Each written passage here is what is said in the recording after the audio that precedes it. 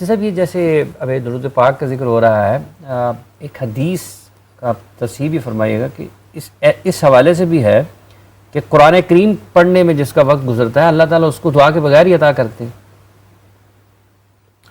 نہیں، ایسا تو میرے علم میں مشاہدے میں جو ہے وہ ہے کہ جو بندہ قرآن مجید فرقان حمید کی تلاوت کے اندر، اب اس میں پتہ کیا ہے اصل مطلب یہ ہے، حدیث کا مفہوم یہ ہے کہ ایک بندہ ایسا کہ جس کو قرآن کی تلاوت نے، اللہ فرماتا ہے ایک بندہ ایسا کہ جس کو قرآن کی تلاوت نے مجھ سے مانگنے سے روکے رکھا، یعنی اس کا وقت اتنا ہے کہ وہ قرآن کی تلاوت کے اندر مصروف ہے اور دین کے کاموں کے اندر مصروف ہے، اس کو اتنا موقع ہی نہیں ملتا کہ وہ میرے سامنے ہاتھ پھیلا سکے، تو اللہ رب العالمین اس کے مانگنے کے بنا اس کو عطا فرما دیتا ہے۔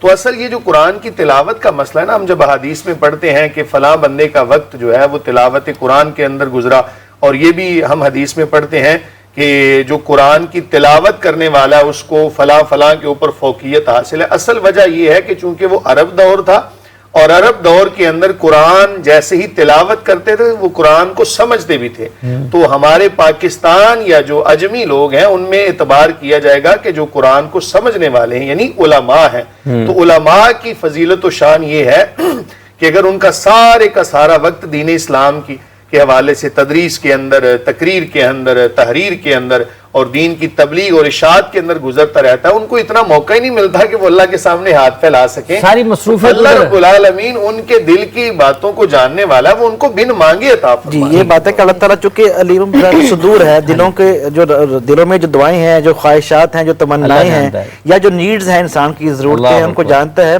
تو ایسے لوگ جو اس لیے دعا نہیں کر پاتے ان کی اللہ تعالیٰ دعائیں پوری فرما دیتا ہے، لیکن ہمیں حکم ہے مانگنے کا، ہاں ادعونی استجب لکم، ہمیں حکم ہے دعا کرنے کا، ہمیں حکم ہے ہمارے دعا عبادت کا مغز ہے۔ جی، مغز دعا مخلص عبادت نبی پاک صلی اللہ علیہ وسلم کی سیرت ہمیں بتاتی ہے کہ اللہ تعالیٰ سے مانگو، اور اللہ تعالیٰ بڑا وہاب ہے، بڑا عطا فرمانے والا ہے، اس کے خزانوں میں کسی چیز کی کمی نہیں ہے۔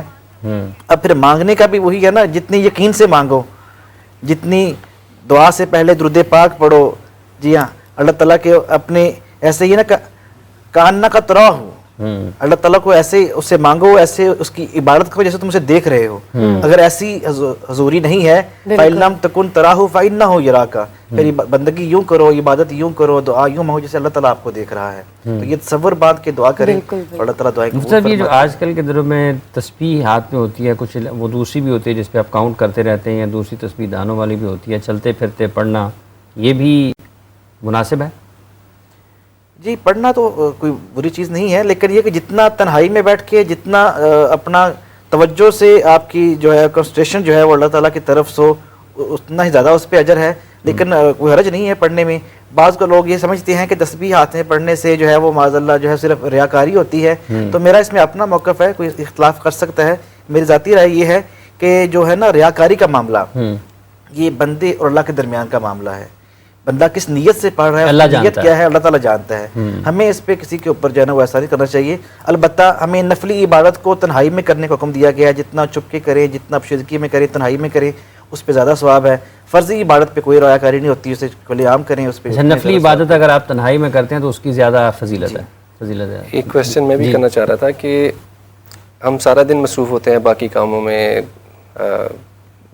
باہر جاتے ہیں، کام کرتے ہیں، گھر کی مصروفیات، تو جب نماز پڑھتے ہیں تو کئی دفعہ ہم ڈسٹریکٹڈ بہت ہو جاتے ہیں، مطلب نماز شروع کی ہے تو اچانک بیچ میں کہیں کنیکٹ ہوتے ہیں، اور پھر خیالات جو ہیں، اب ان کو ہم کس طرح اپنے آپ کو پراپر، جس طرح آپ دل سے آپ کہہ رہے ہیں کہ نماز پڑھی جائے یا فوکس، پہلی بات تو یہ ہے کہ جو خیالات کا آنا ہے نا، وسوسوں کا آنا، یہ ایمان کی علامت ہے۔ پہلی بات تو یہ یاد رکھیں، ایک بندہ جس کو وسوسے نہیں آتے وہ کہتے ہیں مجھے آتے ہی نہیں، ایسا تو ممکن نہیں۔ ہم چونکہ کوئی مطلب اس درجے کے اوپر فائز تو نہیں ہے کہ ہم اپنے دل پر خود سے کوئی کنٹرول کر لیں۔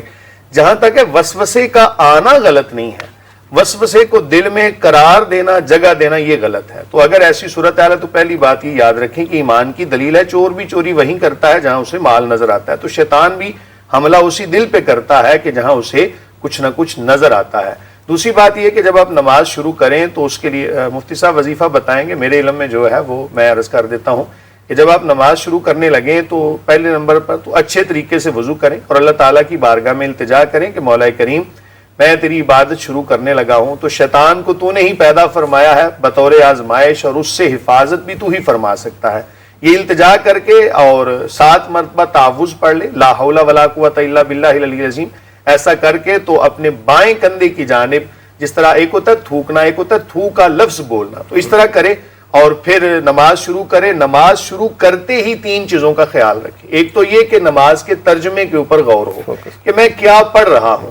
دوسرے نمبر پر جو اولیاء نے ایک طریقہ بتایا کہ جب تم نماز پڑھو تو اس حال میں پڑھو کہ یہ میری زندگی کی آخری نماز ہے, اور پھر یوں تصور کرو اپنے آپ کو کہ جیسے میں پل صراط پہ ہوں, میرے پیچھے موت کا فرشتہ ہے, سامنے میرے ذات باری تعالیٰ. اس کا تصور تو نہیں ہو سکتا لیکن پھر بھی کرنا ہے. اور دائیں طرف میرے جنت ہے, بائیں طرف جہنم ہے. اب جب ایسی کیفیت ہوگی تو یقینی طور پہ میرا خیال ہے کہ کوئی وسوسہ نہیں آئے گا. پھر جب قیام کی حالت میں ہے تو زمین کی جانب اگر توجہ ہے تو ذہن میں یہ رکھیں کہ اسی زمین کے اندر ہم نے جانا ہے. تو اس طرح کی کیفیات اگر رکھے گا تو کبھی امید ہے کہ وسوسہ نہیں آئے گا. پھر بھی اگر وسوسہ آتا ہے تو نماز کو چھوڑیں گے نہیں, کیونکہ نماز ہم اللہ تعالیٰ کی رضا کے لیے پڑھ رہے ہیں اور سکون کے لیے نہیں پڑھ رہے. یہ مسئلہ بھی یہاں پر یہ بھی ایک تھوڑی سی باریکی سے بات سمجھنے کی ضرورت ہے. کئی لوگ کہتے ہیں جی ہم نماز پڑھتے ہیں ہمیں سکون نہیں ملتا تو ہم چھوڑ دیں. بھائی نماز سکون کے لیے نہیں پڑھ رہے, نماز ہم اللہ کے لیے پڑھ رہے ہیں.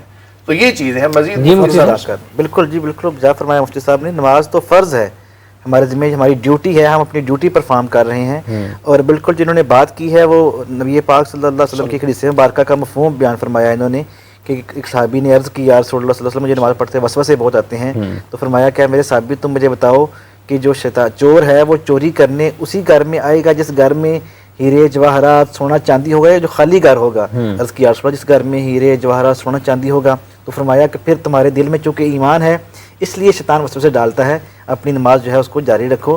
اور جو وظیفہ بیان فرمایا انہوں نے اردو میں جیسے انہوں نے ترجمہ بیان کر دیا ایسے پڑھ لیں, یا اگر عربی میں پڑھنا چاہیں تو اعوذ باللہ السمیع العلیم من الشیطان الرجیم. اعوذ باللہ السمیع العلیم من الشیطان الرجیم. جی اس کو 3 مرتبہ یا 7 مرتبہ پڑھ کے اپنے دائیں جو ہے وہ لیفٹ سائڈ پہ جو ہے اس کو تف کر کے اور نماز شروع کریں انشاءاللہ. جیسا طریقہ مفتی بیان فرمایا ہے یہ تصور رکھ کر پڑھے تو وسوسے نہیں آئیں گے, لیکن پھر بھی آئیں تو نماز کے اوپر نہیں پریشان ہونا کہ نماز قبول نہیں ہو رہی.